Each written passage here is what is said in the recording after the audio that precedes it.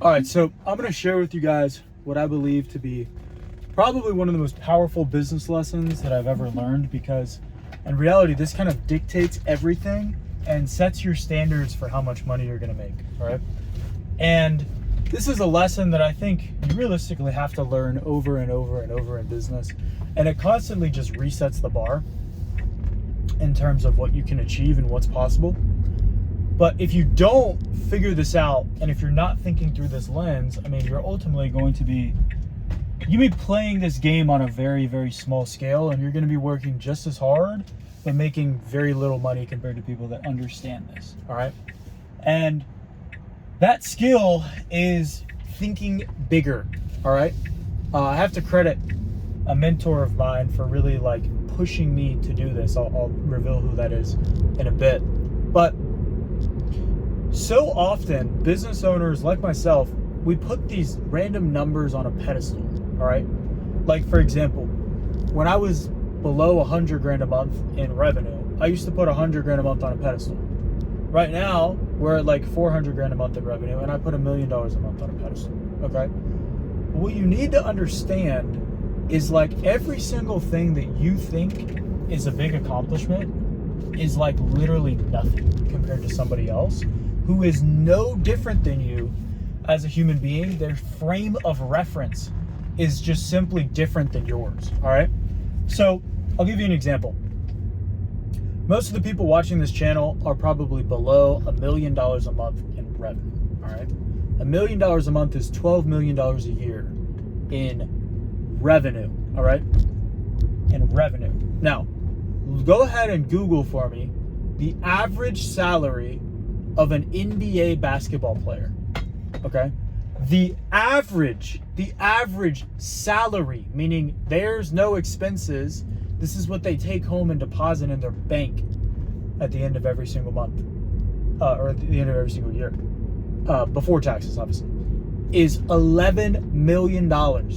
So you're over here putting $1 million a month on a pedestal in terms of revenue, what your business would sell before expenses, before anything. And there's literal people that don't even play, sitting on the bench, that maybe get 1 minute every few games, that are making tens of millions of dollars a year.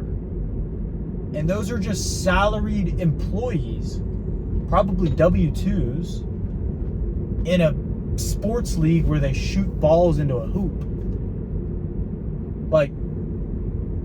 Your goals are not big. Your goals are not unachievable by any means. You're just thinking too small, right? I'll give you another example. There's a girl, my fiance was telling me about this girl. I think she watches her on Instagram. I'm pretty sure her name is Bridie. And this girl, I think she's my age, or she might even be a little bit younger. I'm 23.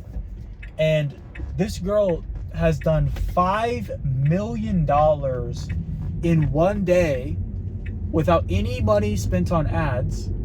And she literally just sells pajamas on Instagram, silk pajamas, okay? My business, I help insurance agencies market and get clients. And I've never even scratched the surface on $5 million in a day. And she's doing that selling pajamas, ladies and gentlemen. So if you ever think making 100 grand a month is such a big number, making $1 million a month is such a big number, even making $3 or $4 or $5 million a month, the U.S. government, the U.S. I think it's the U.S. Bureau of Labor and something. The U.S. Bureau of Labor says that if you make less than $40 million a year in your business, you are classified as a small business. A small business. Meaning that most of these people you watch online are they're not even bacteria. They're not even amoebas. They're atoms. They're literal atoms.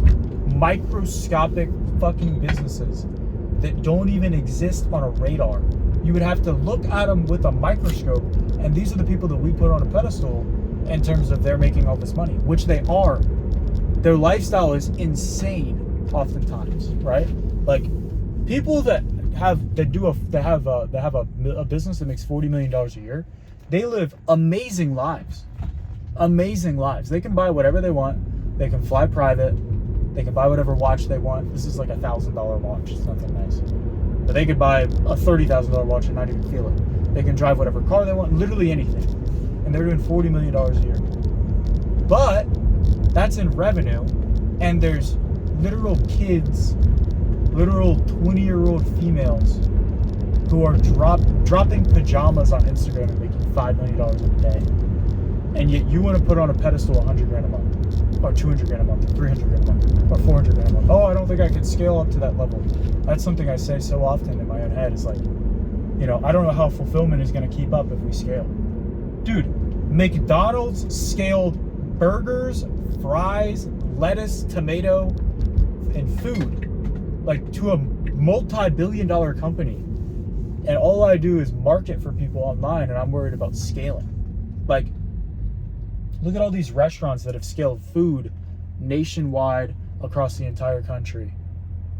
And they've just figured it out. Like, if you scale and you like, if you put your balls on the table and then make it happen and spend the money and just push aggressively, the money that you make will fund the fulfillment, right? Like, McDonald's could have never built the industrial farming system that they have had they not scaled and got the cash, right? Like, as you're scaling, you're building the infrastructure to scale. And it's like, it's something that as small business owners and entrepreneurs that aren't, you know, like we bootstrap, most of us, right? Like, I don't have venture back capital. Like, it's all just me. I put my face out there. I started this business, and like, you care about your brand image and your name. But if you want to scale and get to the next level, like, you got to put your balls on the table sometimes, and you got to take risks, and you just got to trust that it's going to work out and that you're going to figure it out as you go. Which every time that I've taken that risk, I've ended up proving it. And in fact, the results that we get for clients have gotten better. But it's something that you really need to understand, and just, you need to remove the limiting beliefs from your mind, okay? I'll give you one last example. CEOs, okay? CEOs. There are CEOs out there that are literally in salary. Their income, their yearly income is $200 million. Look up highest paid CEOs in the country, and you will literally see people making hundreds of millions of dollars a year in income that run companies you've never even heard of in your entire life. All right? Your $1 million a year revenue business that, you know, you make $300K a year on, if you have like no employees and no expenses, like, you're not even on the radar for a lot of these guys. Like, you are making less than 1% of their income in revenue. So what I want this video to do for you is change your outlook on what's possible, right? If you set your targets at $1 million a month, hitting 3 or 4 or 500K a month will feel like nothing. But if you put $1 million a month on a pedestal, then once you get close to that, your results will start to dip.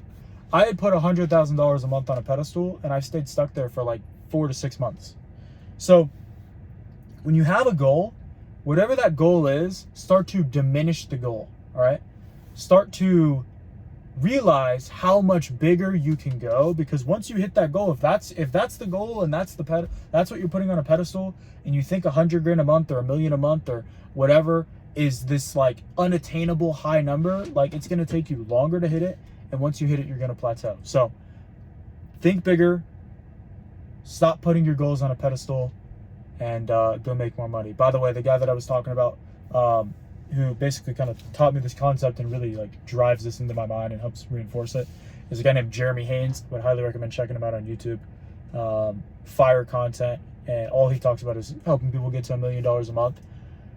So that's been a big influence for me over the last few months in helping us scale our business. So I just wanted to give a shout out to him. A lot of the ideas that I have are literally just things that I'm passing down from mentors that I have, like Jeremy, Cole Gordon, Hormozy, Sabri Subi, even Ryan Clogg, who's like newer on YouTube. You know, a lot of these guys have great ideas, and you just see the numbers they're doing, and then it diminishes what you think is big. So go make more money, I'll see you guys soon.